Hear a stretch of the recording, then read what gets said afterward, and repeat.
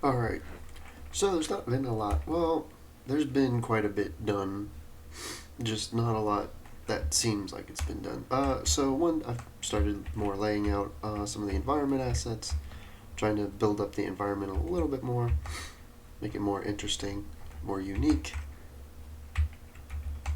and also providing cover to the player. I'm going to continue this process for a little while.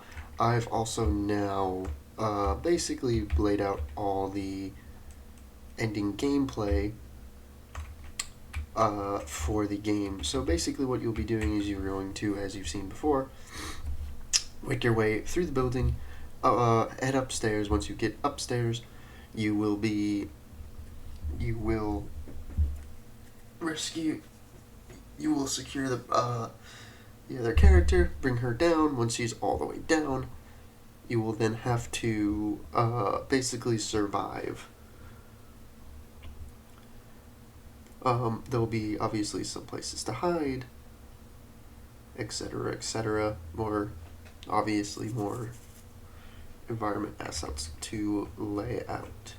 So, as far as gameplay functionality is concerned, the level is basically done. Now, what I might be doing for a little while is I might be stepping back from laying out all the environment assets.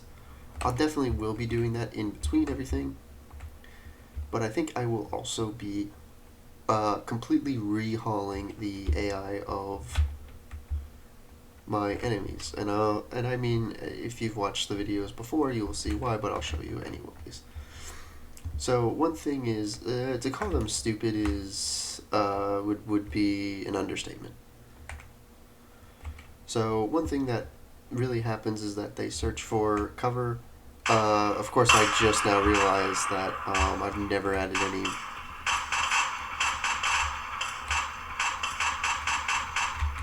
uh, any physical things to this, so I probably don't see it as cover, which would explain a lot.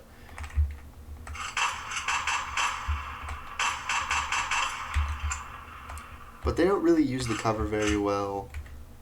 They can't shoot you if you crouch, which is a huge exploit that I don't want to happen. And, so on and so forth. So I think the AI needs a complete overhaul and rehaul of their design, in order to effectively, be effective. Other than that, they're just kind of, walk around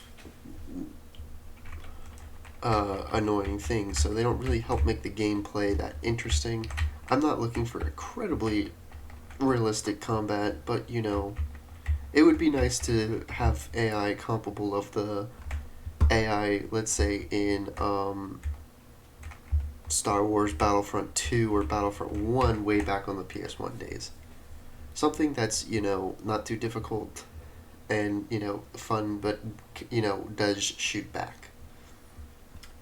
But yeah, other than that, there's really not a whole lot to talk about. And I'll see you guys in the next one.